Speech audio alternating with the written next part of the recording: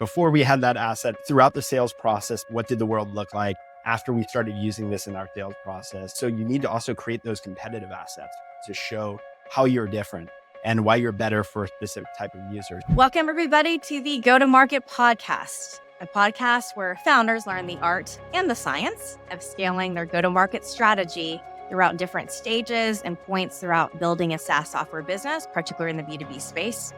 So today we're going to be talking about a word that I find has many different meanings if you've been in technology for a long time, and we'll call it assets. Let's just define what an asset is. It's one of those ubiquitous words that, depending on what you do for a living, you could use a lot in very different contexts. So we're going to talk about assets in the go-to-market space. I'll just say as my non-academic definition is anything that is really marketing your company and your brand. So maybe this is a website, a landing page, which is a page that you might click on as a response to a Google ad.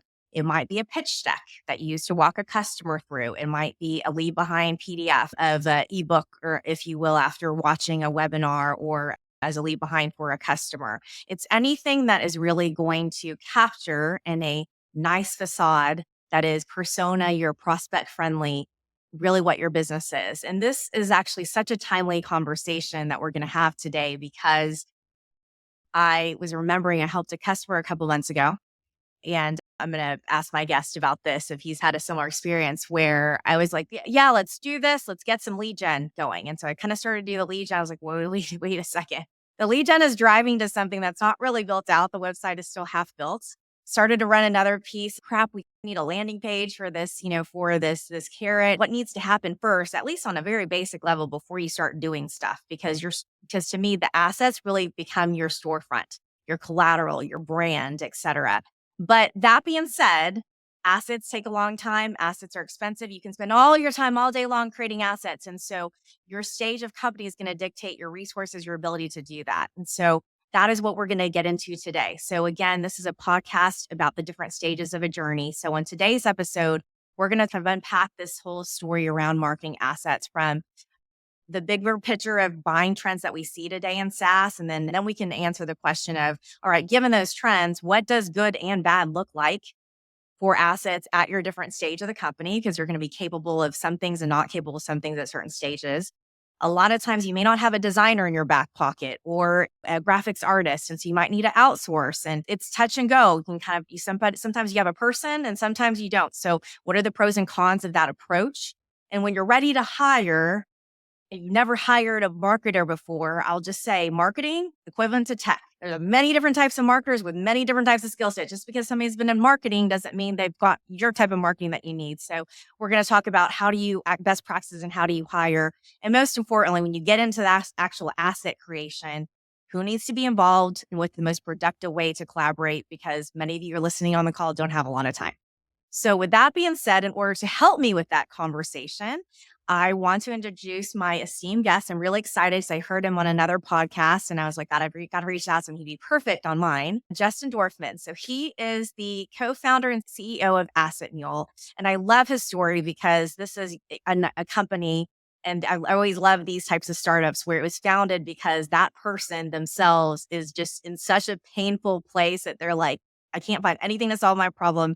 Clearly other people have this problem. I want to solve for it. So AssetMule is a SaaS platform that's really targeted at helping go-to-market teams specifically personalize this interactive experience with sales assets. So me, a former seller, and I was always very demanding, every boss, every marketing team I work with, and Justin's nodding because he knows probably people with me are, like, hey, I got this really big deal. I need an asset specifically for a Fortune 200 retailer, and like spin something up. This is the deal of the century. And then I'm like, oh, by the way, I need another thing very specific for this financial or this use case. We don't have it. It's just not really fitting. And all of a sudden now I've got all these asks, and I'll be honest, sometimes they helped and sometimes they didn't. Because what do I know? I'm a salesperson. I'm just looking for collateral to help me sell. And so you do want to serve, but at the same time, I think Justin, what he shared about, he spent time within that story. So getting back to Justin, so again, co-founder, CEO of AssetMule, which is helping companies really address this yin and yang problem of sales and marketing needing to work together to create assets that matter, that actually will move the needle. And that is coming from the space where he has spent the last decade building sales teams, building marketing practices at early stage and hyper growth companies. So he really has experienced firsthand this friction and misalignment between two teams when it comes to making these assets specifically for sales to use to go sell stuff. So with AssetMule, I love the company's mission that they really want to focus on building that bridge between sales and marketing in a productive way, helping the teams work better together with when to create these really high quality, personalized assets that makes a customer or prospect feel like you made it for them, but it maybe didn't take weeks and weeks to create and it was highly effective. So without further ado, Justin, I can't wait to hear your thoughts today. Awesome. Thanks for having me on. Absolutely. I'm so glad. So let's just jump right into it because I know we're going to cover a lot of ground here. We're going to probably run out of time as we typically do with all of my guests.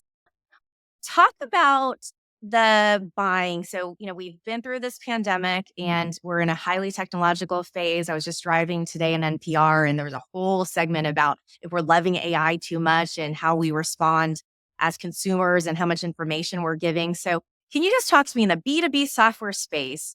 Talk to me what the landscape looks like in terms of what you're seeing out there for buying behaviors. Since again, we're going to assume these are business buying behaviors, and let's cut it, Justin, at mid-market up, if you will. So not super small shops, but kind of companies of, let's say, about at least 100 people or so, and then going all the way up the stack. Yeah, there's a lot of different things going on. Obviously, AI is a big topic, and we can talk more about that. But one trend that I have my eye closely on is it started before the pandemic, but I think the pandemic really accelerated it. And it's the fact that more and more of the buyer's journey is happening without salespeople in the room or influencing that part of the buyer's journey. I think the last time I looked at a stat, it said something like 83% of the buyer's journey happens without sales in the room. And at the same time, we now have more stakeholders involved in a purchasing decision ever before, especially when you're talking about six-figure and up enterprise software sales, right? You've got your champion, but then you've got their boss, then you've got their boss's boss, you've got the CFO, you've got the chief security officer, you've got all these different people that are involved in this purchasing decision. So the big question that I think a lot of sales teams are trying to figure out is how do we remain relevant and influential in this new world where we're not involved or we're not in the room as much and there's more people to sell than ever before. So that's the trend that I'm watching and that I think we play a role in at AssetMule and that sales assets play a role in. And this whole shift from sales enablement, where it was all about enabling your sales team to sell by giving them the assets they need, the decks and the one pagers and the case studies and all these different things, to still doing that, but also now thinking about the buyer and how do you enable your buyer and your champion specifically within that account to help you sell internally, right? And get the information they need to get everybody else on board with this purchase as well. So that's a really interesting trend. And as I said, I think it started before the pandemic, but I think what we started to realize during the pandemic is, oh, these six-figure deals can happen actually remotely and asynchronously as well. And it really picked up from there. Yeah. And just to add to that, one of my past guests talked about this too, as well as, 10 years ago or 15, 20 years ago when I started selling, there were only a few analysts that you could get insight from. Mm. Now there are more analysts that kind of G2s of the world that you can get access to. You can Reddit anything and get a bunch of offline comments from a social media feed. And so you just have so much ability. There's this democratization of kind of the buyer experience. And so to your point, that's why I think customer success is so much more important now and how to your point, put things into your customers' hands to help them tell the story. Given these trends, Justin, what does that mean for creating assets? How does that show up in kind of the strategy around asset creation? Yeah, I think what it means is a couple of different things. One is that personalization is really important, right? In the past, we used to have these PDF one pagers or these standard decks. And in some ways, they became like a checkbox in the salesperson's toolkit. And the product marketer maybe was thinking like, okay, my job is to like give them a deck, give them a one pager, give them a couple case studies, and I've done my job. I've checked off the box. Like you have everything that you need, right? What we saw as this trend has started to take off is that salespeople aren't using these assets because, yeah, that one pager, it speaks to our general audience, but it doesn't speak to my specific customers' needs and priorities, right? And if you can't give it to me as a product marketer, I'm going to go off and create this thing myself. And there was a lot of tension between product marketing and sales, specifically with salespeople going rogue, creating their own content and using quotes and images and logos and things that probably weren't approved from marketing, and marketing getting upset. And then sales basically saying, hey, you didn't give me what I needed, so I had to do it. I had to close the deal. What we're finding is that there needs to be a bridge between these two teams. And in some ways, product marketing has to realize that personalization is really important. And we need to empower our salespeople to personalize these assets for the specific prospects that they're selling to, right? On the other side of the coin, I think there's a lot of research that goes into the messaging and the positioning, and there's a lot of processes that go into making sure that quotes are approved and logos are able to be used. And salespeople, in a way, have to respect that as well. So what we're trying to do is enable it so that salespeople can actually personalize these assets, but with pre-approved content. And the way that I like to think about it is Lego blocks, right? Instead of a standardized PDF, it's very static and it's very structured and you can't change anything in it. Imagine this web-based experience that the logo grid is interchangeable with another logo grid that's available in the system, or that quote that's at the bottom there, you can swap it out and search and filter in this library of quotes from different industries and different personas that speak to different use cases and pull in the one that is more relevant for your particular buyer. And sort of in a very modular way, piece together these Lego pieces to tell the story that the buyer needs to hear. So that's one piece, is the personalization, I think, is really, really important. So the PDF, nobody's printing these things off anymore, right? Everybody's looking at it in a browser anyway. So there's no real need for that format. And this web-based experience and this more modular, personalized approach is just much, much more relevant. The second piece, though, is interactivity, right? Once you start thinking about interactivity and videos and interactive demos and ROI calculators, you can start driving way more engagement with your buyers and give them things that they can actually touch and feel. I think a really interesting segment of that market is the interactive product demo space, and how for a long time as salespeople and marketers, we've been afraid to play with our products and try them out and on their own. You know, you have to jump on a sales call with us, or you have to even purchase the product to get your hands on it. Now these interactive demos have come in, and you can actually take a tour of a product, but in a very structured way, right? It's like a product tour, and you see them on a lot of websites, right? So we're starting to see these getting embedded into sales assets so that buyers can actually click around and see the product and feel the product before even speaking to a sales rep. Or even ROI calculators, like a CFO can actually plug in some numbers and get a feel for what's the return on investment that we can get from this, from putting money towards this. So the interactivity is really, really interesting and important. And what that leads to is the final thing that I'll mention, which is trackability, right? So once you have buyers starting to interact with these assets and click through the interactive demos or watch the videos or play around with the ROI calculator, the salesperson can start to get insights on what's happening behind the scenes without being in the room, right? They can see that their champion clicked around with the video and then shared it with their boss who watched the interactive demo or clicked around the interactive demo. Then it made its way into the hands of the CFO who played around with the ROI calculator. And all these really interesting insights start to get revealed on what's happening, and that this sales process is actually progressing without them there, and give them insights on how they should react to it, how they should follow up, who they should focus on, accounts that are engaging versus accounts that aren't. So I think it's a really interesting opportunity to bring the salesperson back in the room in this world where, again, they're not really spending a lot of time in the room with the buyer.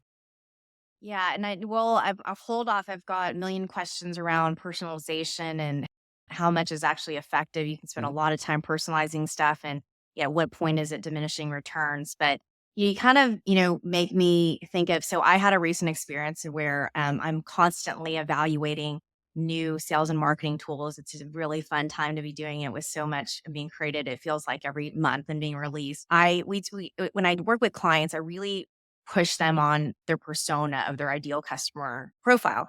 And the reason for that is that there are certain buyer personas that do not want to interact with an individual. Mhm.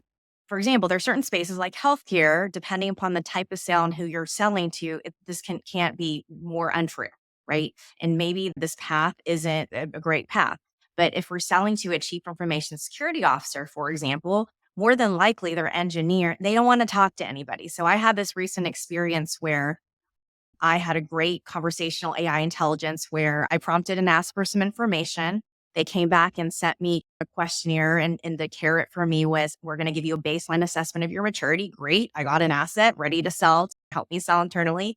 And then I said, let me see a demo. And I did a little ClickPath demo. I had very specific questions. It sent me back to the website in which this beautiful chatbot, I asked 4 very specific questions and it gave me answers to all 4 of those questions. Done and done.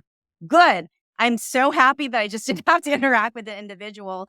But why is that? Because I'm just gaining research. So at this point, it actually isn't a good use of the salesperson's time to talk to me because I'm not ready to pull the trigger. I'm doing some research for a client. So we're not in a buying cycle yet, right? So kind of giving that backdrop, Justin, and kind of an experience like that, how might you talk about yet another, we're going to talk about again, AI, but how is that affected here, this notion around what is actually a good asset or a bad asset, and how do you, in the creation of assets, because I think all of us can also detect AI that gone bad, where the personalization is like, totally, I don't know who you thought I was, but this is, not this.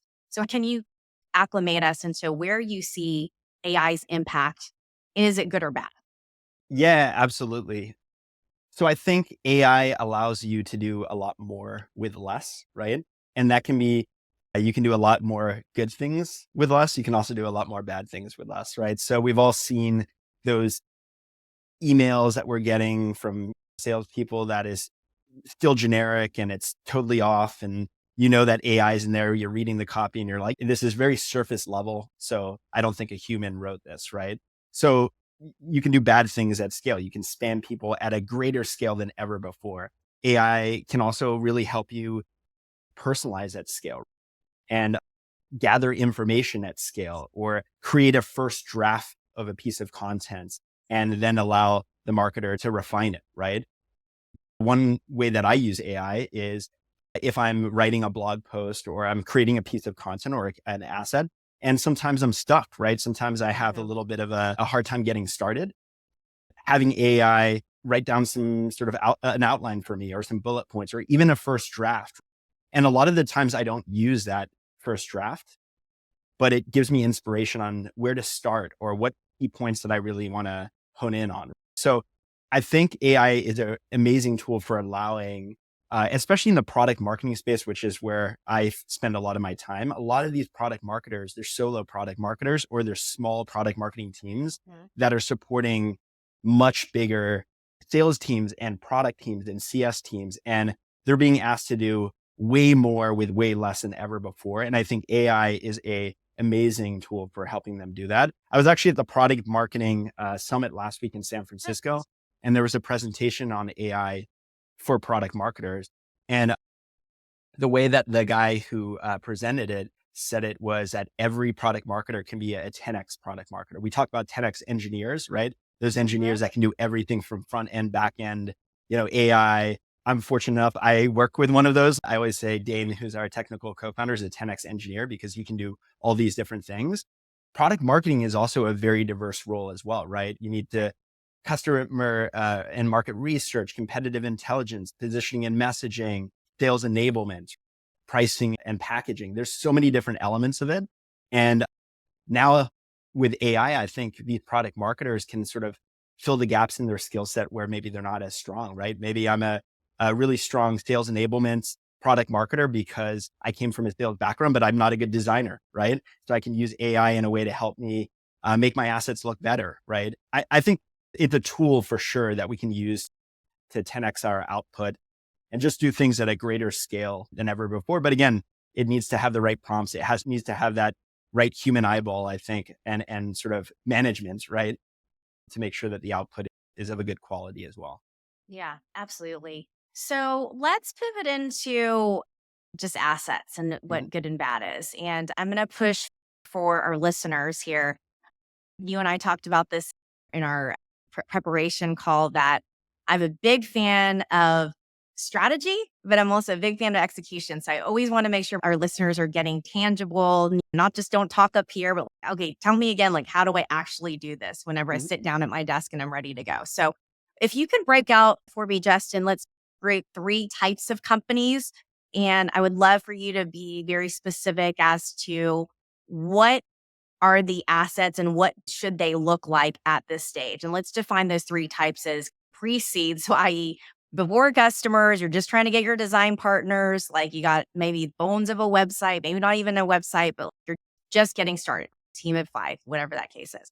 So let's differentiate that. But let's say like a Series B, kind of newly minted Series B, where now you got some cash, not a lot of cash, but you've got to go out around so you can at least spend something on some marketing, but you're still pretty constrained. But at least at that point, you've got some customers and some case studies to start waving your flag in. So that's group two.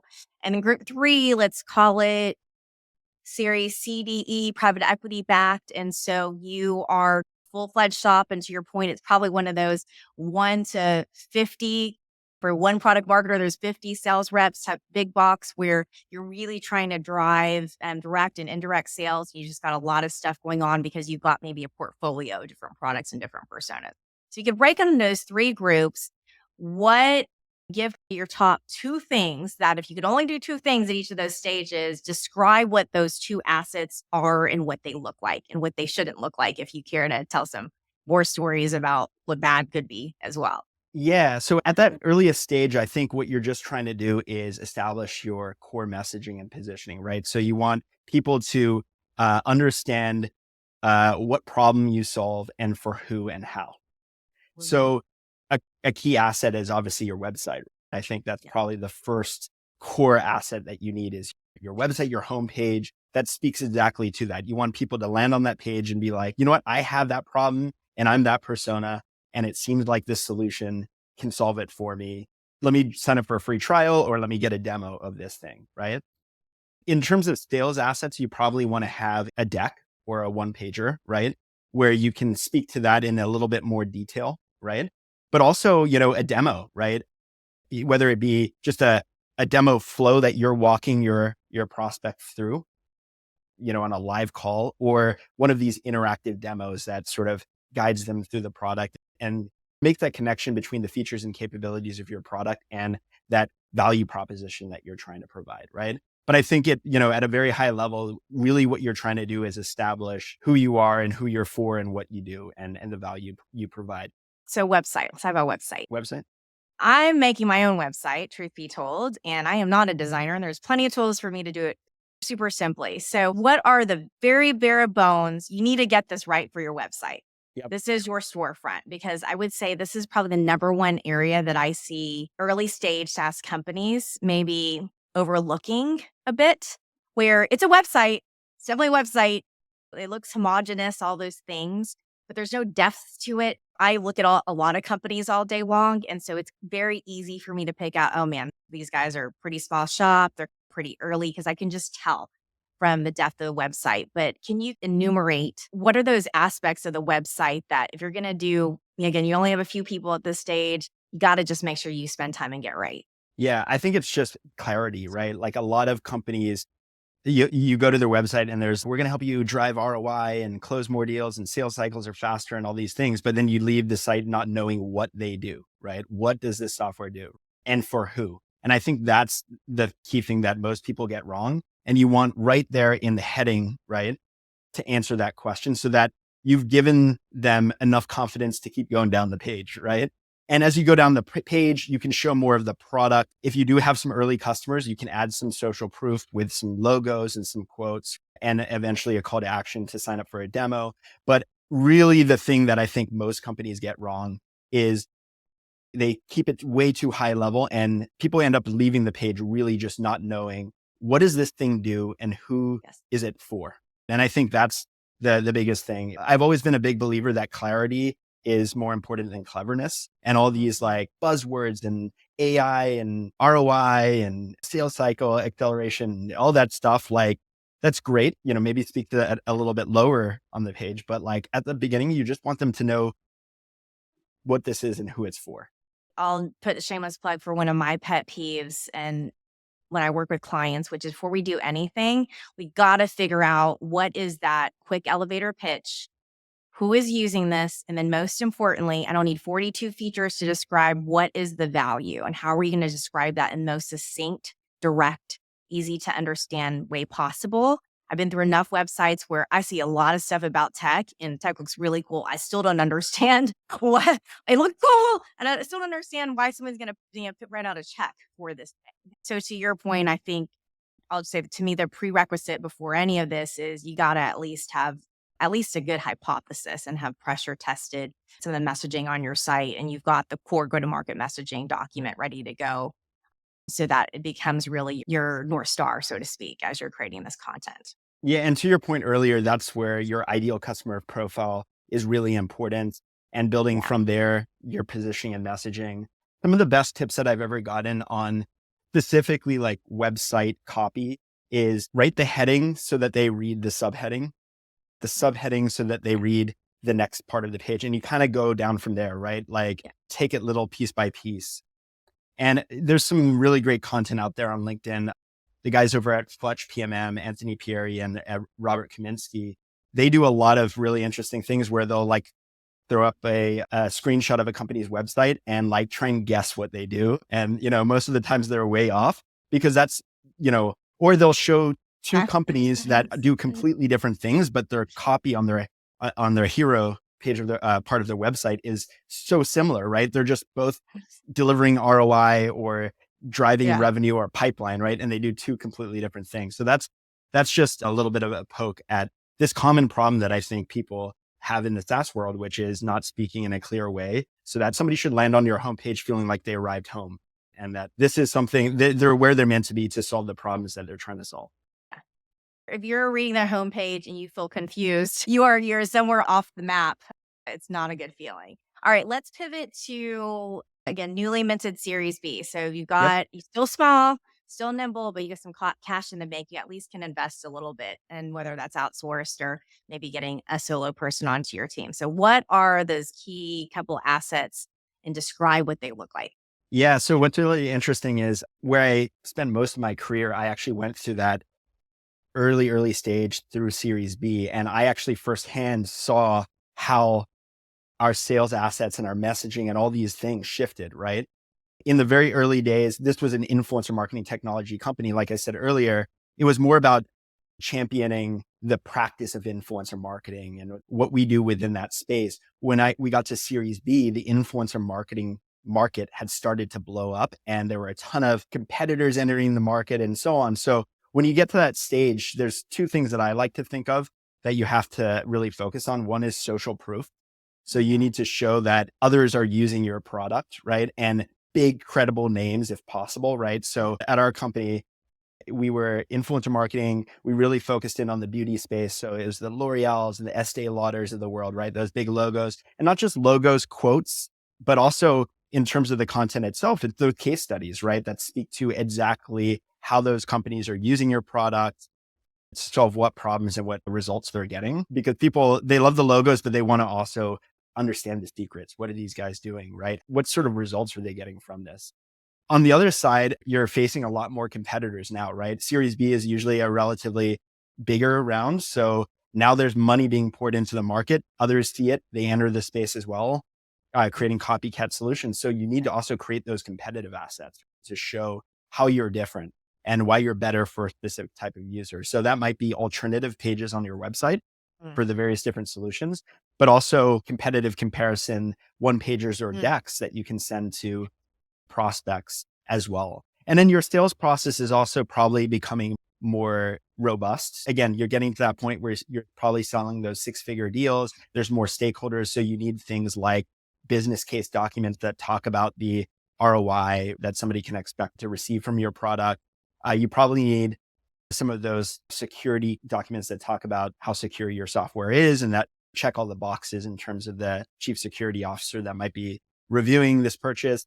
And then proposals, right, as well, right? That sales team can really tailor around that specific customer's needs, illustrate why they're the right solution for them, but also how they're going to implement it for them and what customer support they're going to give them and what sort of onboarding and all those things. So it's a lot of those assets to help that deeper phase of the sales process, right? Both in terms of social proof and decision making, but then also through that close, right? And checking all those boxes. Got it. That makes sense. So I'd love for you to go through, as a seasoned marketer and recovering salesperson, what the asset creation process looks like and what good looks like, whether it's good or bad, of just, here's what happened in this process. We are, trying to create this, and walk us through so we can pick up on what needs to happen first, second, third in this iteration when a asset is being created. Because I think I'll just say, in my past life and comparing notes with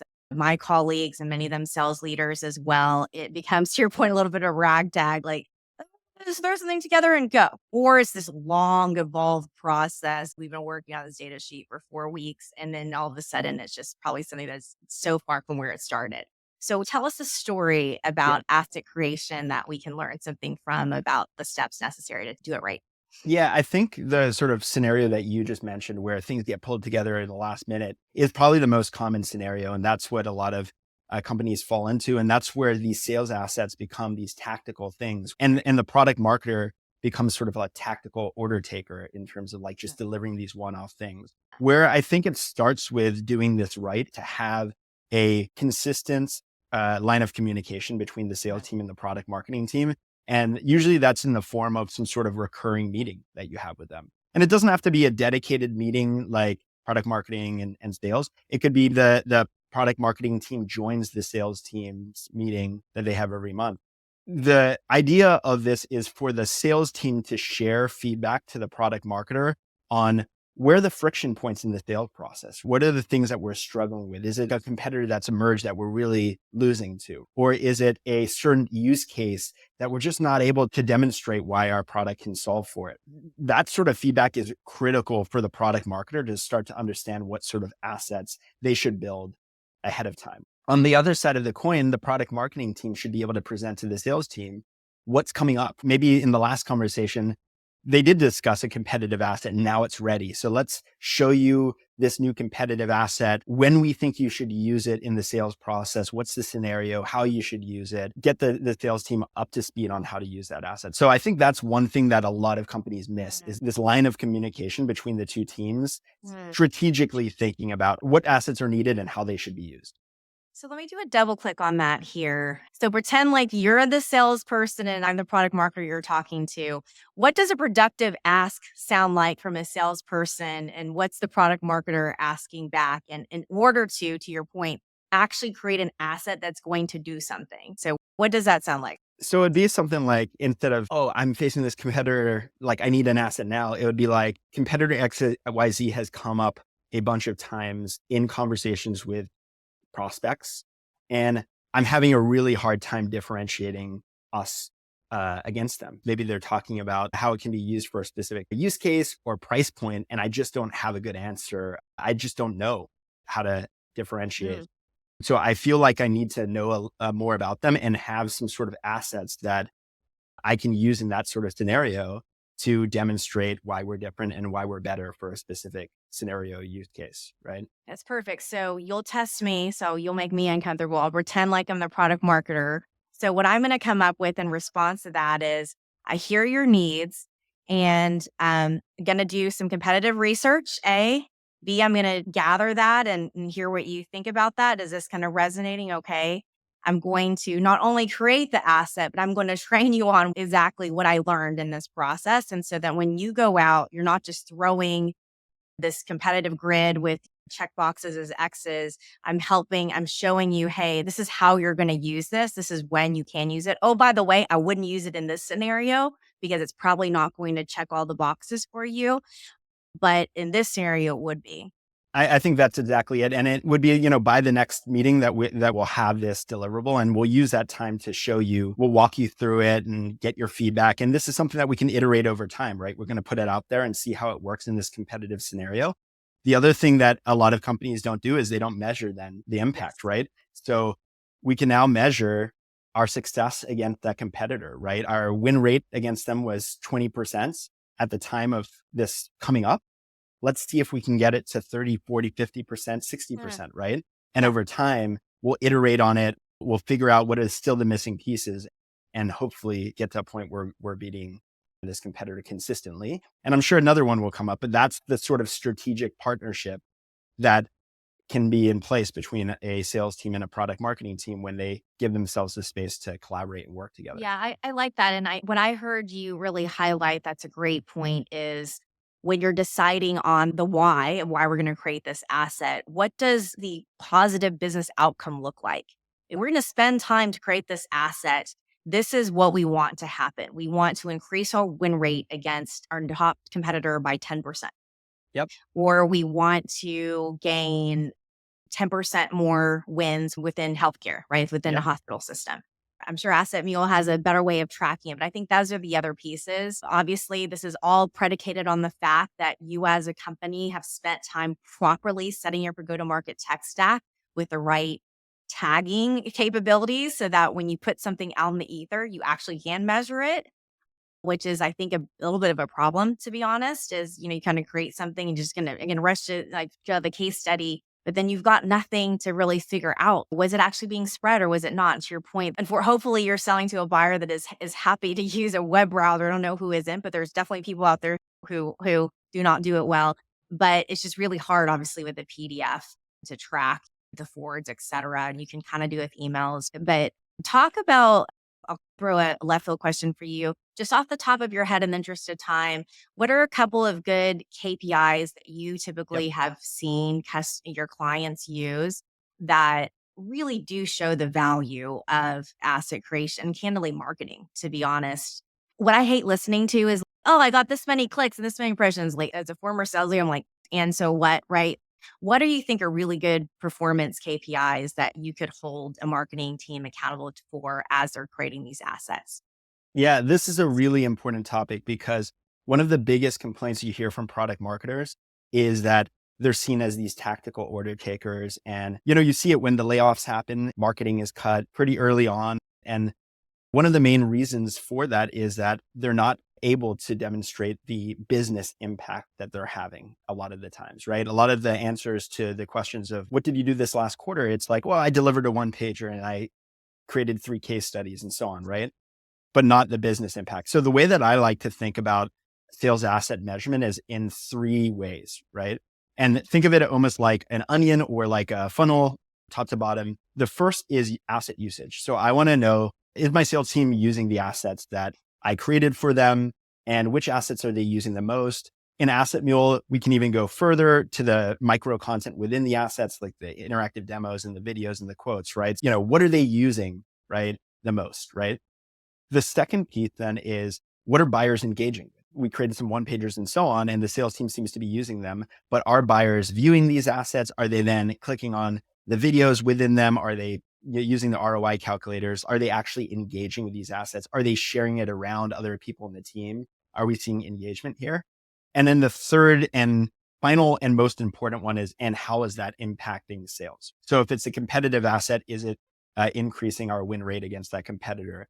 If it's a proposal type of asset or an asset that maybe you use throughout the sales process to build the story of how that customer is going to benefit from your solution, is it shortening the sales cycle, right? Is it driving pipeline? If it's a asset that's used later in the sales process, is it driving revenue or increasing win rate, right? So those are the 3 things that I think of. And I think all of them are important, right? Is the sales team using the assets? Are buyers engaging with the assets? And then finally, are those assets actually impacting real business metrics in terms of our ability to drive more efficiency in the sales process? Totally agree on those 3 categories, but let me push a little bit on the third, which Yep. is the efficacy of how to change, because typically there's a lot of switches being turned on and off during the sales Yep. process.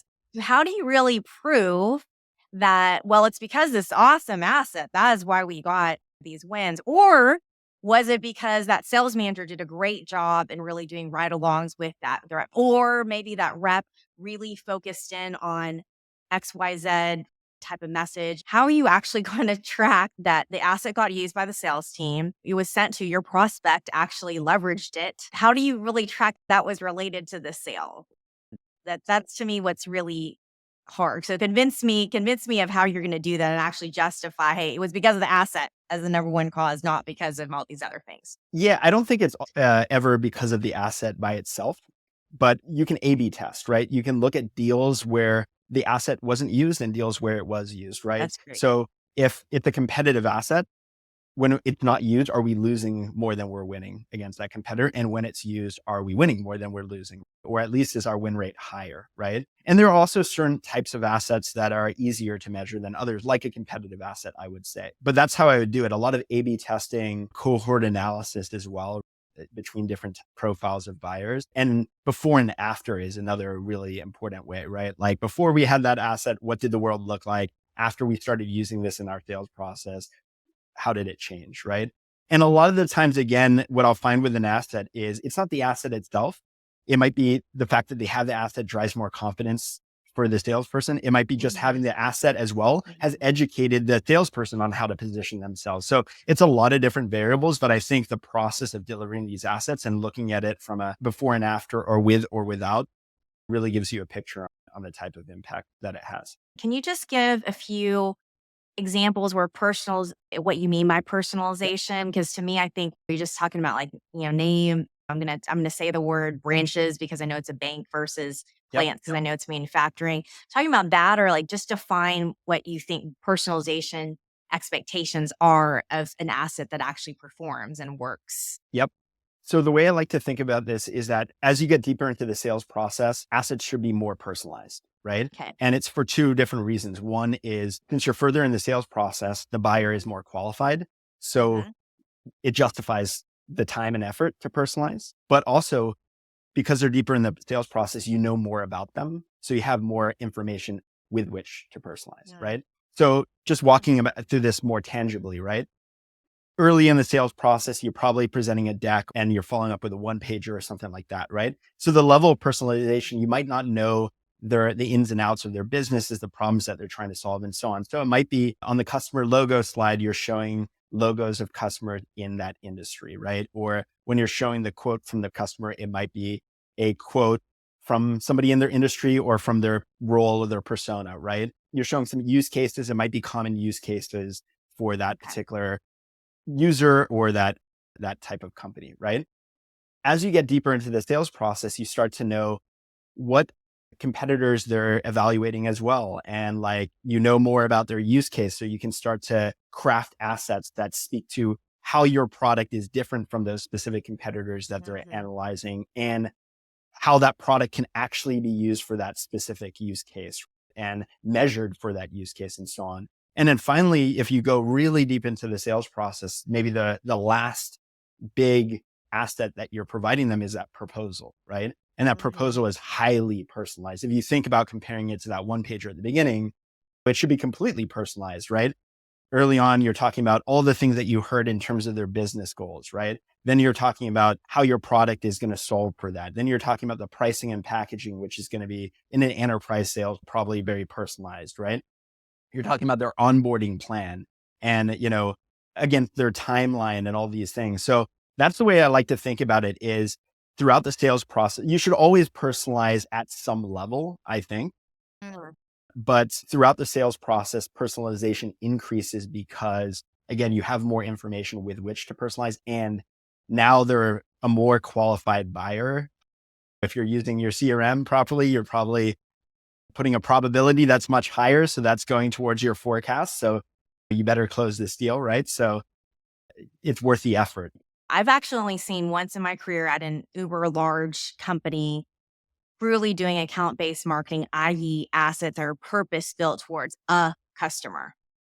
What I hear you saying is that the art of the possible is actually that you don't have to be deep pockets in a large company. You could actually get asset creation to a point to where you are strategically inserting it into certain sales cycles in that process because you're able to ease the ability to create the assets. I've never led a team or sold with an asset library, so to speak, Yeah. that is that robust. I've Yep. only had one size fits all Mhm. assets to work from. But what you're saying is what the buyer is asking for is more of, I want to know that you understand me Yeah. and that you have worked with companies like me And hence why a lot of I've had several clients really start to have very serious conversations around verticalization that I think actually even earlier. Typically, you want to establish your product market fit. They're trying to pivot to that earlier because they're seeing such a demand for customers really wanting to hear that, which I'm sure is just being elevated and being grown, that demand, because of AI is personalizing all over the place. But so what you're saying is that can be true today, that Yeah, you can actually get dynamic assets along the process. And so me being the demanding salesperson I am could actually be getting assets because I'm doing the deal of the century. I'm doing one of the three biggest deals at the company that quarter. I should be able to get some assets that can help me with that sales process. that's exactly it. And on the other side of the coin, you don't need an army of product marketers to do that for you, right? You can have that 10x product marketer that I mentioned earlier because they're setting up the system to be able to deliver on that without needing all the resources to do it. One way that I like to think about it, I wonder if you've been in this situation before, but I've felt it where you're being sold something, or you have somebody that's your account manager, or taking care of you for a specific reason. And they're so good that you feel like you're their only customer, right? You know that Yeah, they're a really good absolutely. salesperson because you feel like you're the only customer that they have. There's their attention to detail, how well they know your problem, and how thoughtfully they've crafted the solution for you. You feel like you've got to be their only customer, even though you know that you're not, right? Imagine if we could make every buyer feel that way for every salesperson that they were dealing with, right? That's kind of like, I know it's a big, audacious sort of thing, but that's what I'd love to play a small role in, through making these assets more personalized and speak to the needs of those particular I prospects. absolutely love it. And I'll say that also just amplifies the role of the salesperson in this process. Let's just be honest, salespeople typically aren't your best creatives. I'm okay with the PowerPoint. Like, it doesn't look like my child did it, but it's not awesome.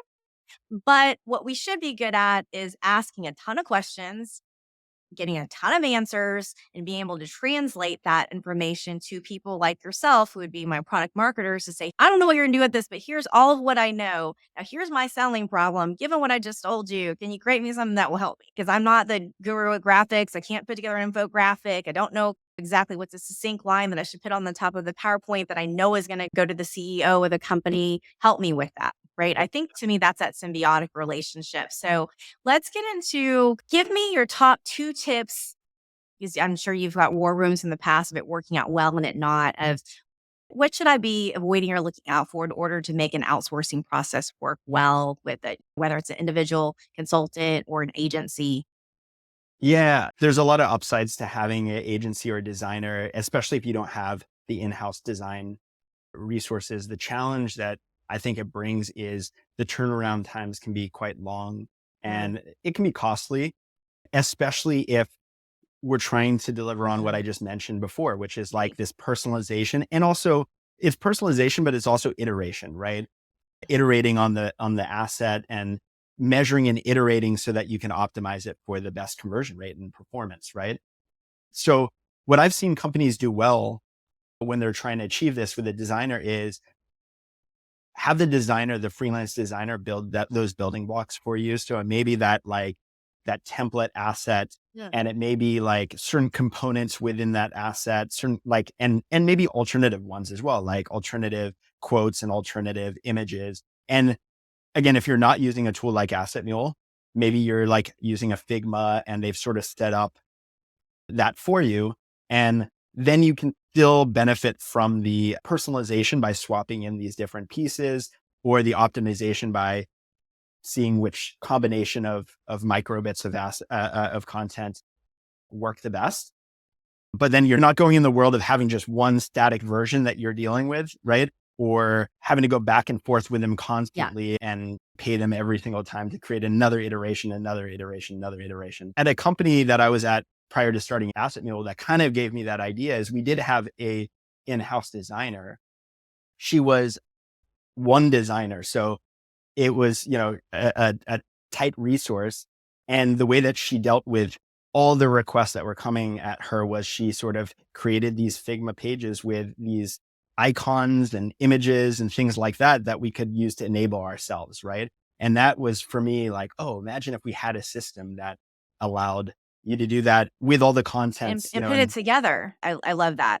I played a little bit with the beautiful AIs of the world of kind of put together a PowerPoint, but what it lacks is the context. But to your point, I think that what I heard you say is just it's going to probably take some time to set your timeline expectations properly. If Yep. you're going to do it, at least do it in a way to where you can break up the assets and reuse them in different capacities. And so Yep. you're not having to be tied to. So I would imagine that'd be a very specific ask when you contract somebody is, hey, let me just be clear. You're not giving me an uneditable document. I want a library of this at the end of the day. I want you to build my quiver. I don't want just one deck from you.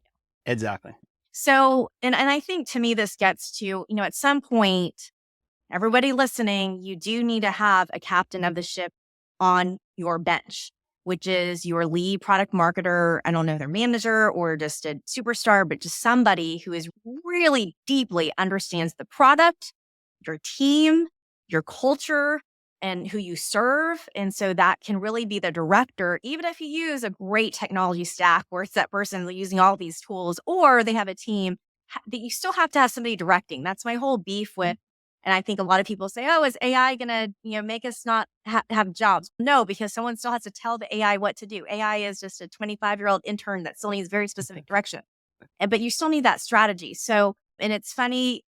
This will be a good clip that I can send to somebody because somebody actually just I talked to this morning, founding CEO, just doesn't come from the sales marketing world, and it's like, hey, like, what should a job rep look for? How should I pick out who would be a good product marketer, knowing that I'm going to leverage technology to have this visionary asset creation process that is dynamic and sales oriented and not static. So what are those elements of the job rec, or what are those characteristics do you think, would you coach a customer on their hire that you're going to probably end up working with, who's going to be their lead product marketer? Yeah. So it changes throughout the progression as the company grows, right? But it's very similar actually to what we talked about earlier in terms of how the content evolves as well, right? So in the earliest stages, you probably want a product marketer with a background and an affinity for marketing, customer research, and positioning and messaging, because you're just trying to identify who your customer is. You're trying to articulate the problem that they're trying to solve and how your solution can solve that problem. So you want somebody who's going to want to go out there, talk to a lot of customers and prospects, research what's out there in the market, where the gaps are, and put those pieces together into some positioning and messaging that makes it clear what you guys do.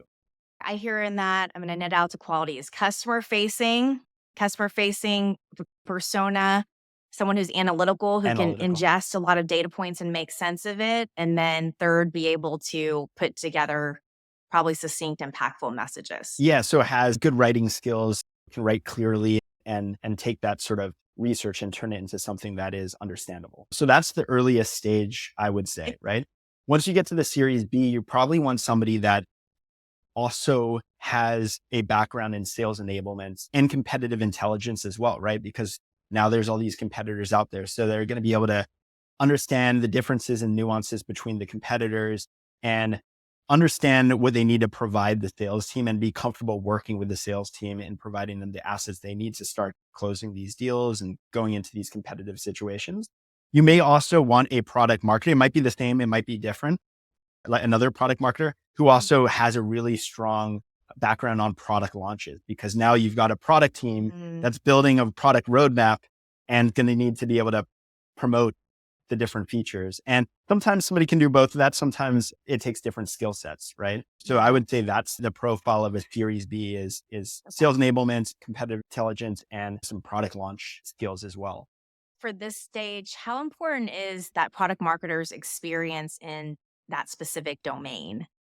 Because I see a lot at this stage, I see a lot of ex practitioner maybe going into this who are a little more customer facing, et cetera. What are your thoughts around kind of if someone is looking at that profile? Is okay, they've been a CISO, but again, maybe has less experience on the actual Mm. execution and work as a product marketer. What are your thoughts on that? Yeah, it's a great question. I feel like the skill set matters more than the domain expertise, as long as that person's a curious person and you've Mhm. tested that they can learn and that they're interested in learning. I think the skill set is more important.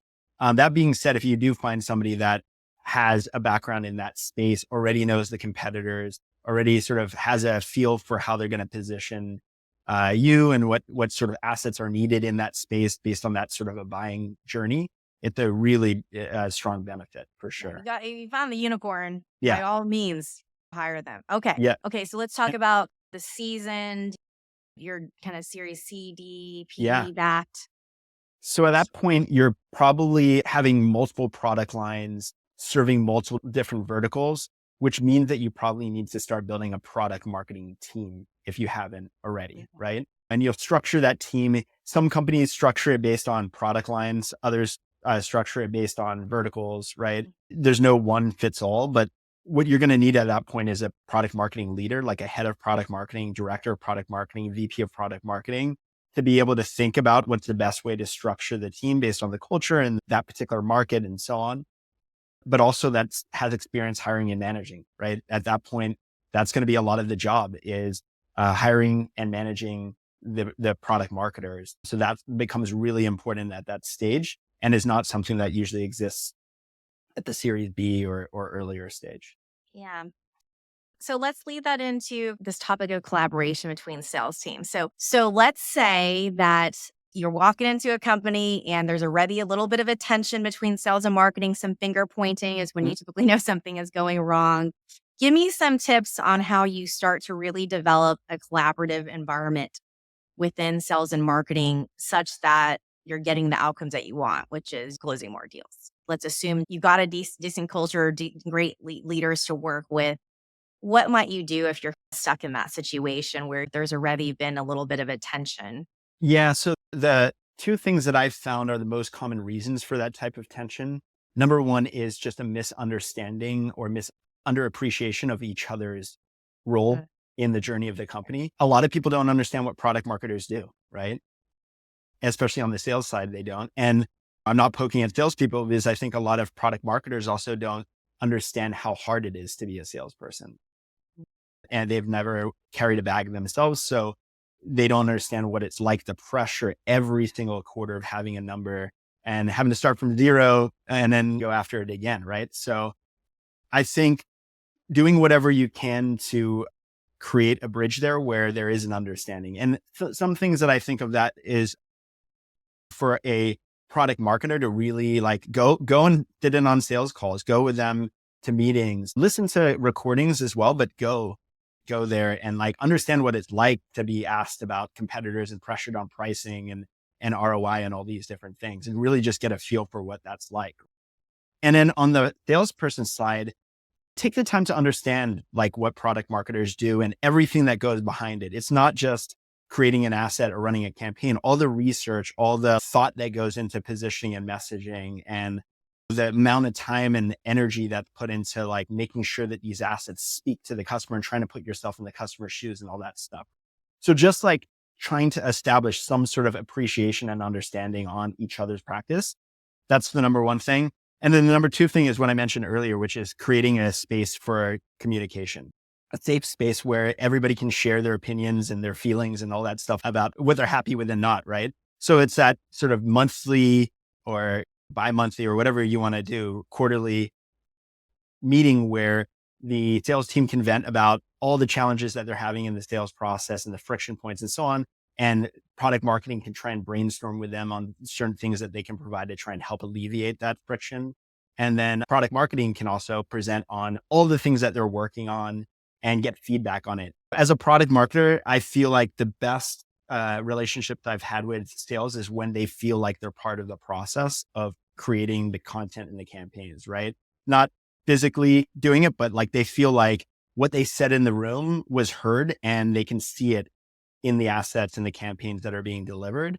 And that leads to them actually using the assets and giving more feedback, which helps you refine them and so on. So those are the two buckets that I would just say I'd really focus on is an understanding of each other's roles and then a space for constant communication between the two teams. I would just add on the frosting to the cake you just laid, which is your leaders are really going to dictate if this is going to work or not. And so, what I mean by that is, I think I'm very emphatic that it is a responsibility of your leadership team, of your CMO and your CRO, head of sales, to be in alignment as to what the priorities are to make sure that the team actually has a reasonable set of of duties that they can execute upon to set them up for success, and making sure that you temper that list at this stage, because the list could be a mile long and you can not get nothing done. And then everybody feels disappointed. So you really have to make sure leadership is aligned, that has each other's back, because there's always going to be naysayers. But as long as the leaders are aligned and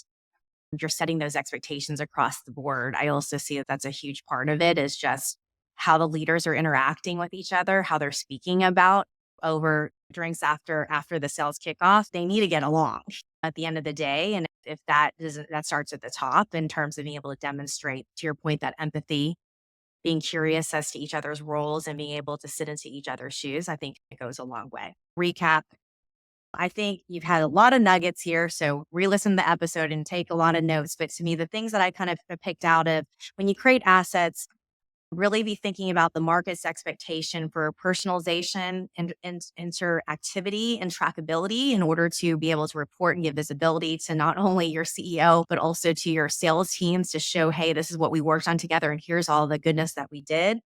Making sure that you've got the right assets at each stage that is going to help you sell, and being laser focused on how you squeeze the juice at each of those stages, with making sure you're spending the time in the right place. And all that happens for naught if you don't have a good collaboration, i.e. good communication back and forth, and treating each other in the capacity that you're respecting each other's expertise and you're using each other for the expertise. The salesperson absolutely knows that customer, knows them inside and out. They may not be the tech or domain leader, if you will, but your marketer, they know how to put stuff together on a page that makes sense. And so if you can kind of keep respecting those abilities, I think being able to cross pollinate would work really well.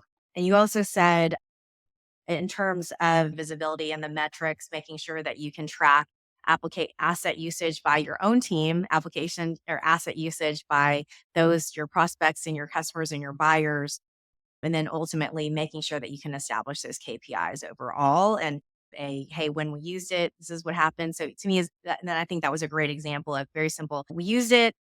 This is what happened before. This is what would happen, right? That doesn't require a lot of statistics or a lot of data gathering to at least have those anecdotal stories. So I have to ask two questions. I do this rapid fire thing. So I'm going Okay. to ask you, I did not prep you for this at all. Don't prep any guests for it, Justin. So I'm going to ask you questions, Mhm. and you have to give that at the moment succinct, like your visceral response. What was your biggest interest for 10-year-old Justin? What was the thing Oh, that you were obsessed easy. about? Yeah. So I was a big tennis fan growing up. Ooh. I was a competitive tennis player. I actually spent 3 years in high school at a full-time tennis academy in Florida. So my obsession was tennis. I knew every player, every racket they used, how they played. And I would sit in class dreaming of playing at Wimbledon and the US Open. So that was my obsession. I love that. What is one problem that you wish, if you had all the resources and time in the world, what is the one problem in the world that you wish you could solve, and you can only pick one? War, war. I As think in no it's wars, or no as in wars. Yeah. no? I just think, listen, everything is more complicated than it seems on the surface. It's easy to say no war, right? But I just feel like we've made so much progress as human beings, like people, the technology that we have and all this science that we have and all these things, yet we can't get along, and then we still have conflict. And in the end, we're part of the same being. We're more similar than we are different, but yet somehow we still fight. There's that saying that when astronauts go to space and they look at Earth from above, they Yeah. realize how small our problems are in the grand scheme of things. And I think about that a lot. And yeah, if I could solve one problem, it would be conflict and war in the world. It's a very timely problem right now Yeah. at the moment, isn't it? If you could eat only one food for the rest of your life, Oh, only one, pizza, ugh, pizza. like a Yeah. specific type, like pepperoni. Uh, and I would say just like margarita pizza. I just feel like I love other food more than pizza, but I can't eat them every day. So I love sushi. I couldn't eat sushi every day. I love Thai food. I couldn't eat it every day. Pizza is just something that like it's good and it's tame enough that I think like I could eat it. Yeah, it would be tough to eat it every single day for the rest of my life, but I could eat it a couple times a week for sure. Yeah, I love this. Okay. And we'll round this out with, what's your favorite aspect of being a founder and CEO? Oh, it's a good question. It depends on the time of the day, right? Yeah. And if you're in a high or a low, God, Yeah, it's so emotional, isn't it? Yeah, I think my favorite part, actually, it's pretty clear. It's when I see customers actually getting real business value out of what we built. It's really amazing, actually, when you can see that it's actually having a real impact. One of our customers was getting really excited because they're using AssetMule for outbound, creating these personalized assets. And he was telling me that for a specific campaign, they were having a 33% conversion rate to book meetings. And like hearing something like that is just, Yeah. it even blows my mind. You know what I mean? Like I believe in what we're doing. Like in my core, in my gut, I know that it drives impact. But when you actually hear real numbers associated with that, it's actually really incredible. Yeah. I got to imagine that the early milestones might even stand out in your mind more than the later ones, just because you're good. Oh my God, like this aha moment. And then hopefully you're on a product journey that you keep having those moments, but on different spaces and different use cases. So For this has sure. been so fun. Thank you so much for joining, Justin, and for sharing your thoughts for the team. So, as we wrap it up today, guys, thank you for joining us. I really hope that you're able to get not only great strategic advice, but actionable insights on this podcast, as we always try to do, given that we're trying to help you master your go to market strategy and hopefully, the goal is to accelerate your business growth. If you really like today's episode, be sure to hit the like button and also to subscribe to the podcast and leave us a review. Feedback really helps me to think about who to bring on the podcast next.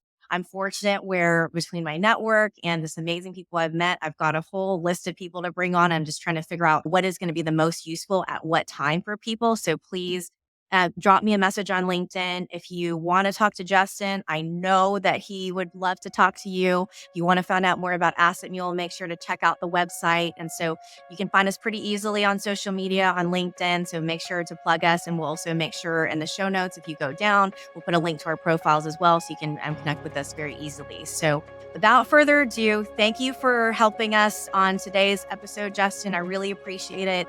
Listeners, good luck in your journey to unlock the complexities of the market, maximize your potential, and to get to your growth goals faster. Thank you for listening, and I can't wait to present to you the next episode. Thank you.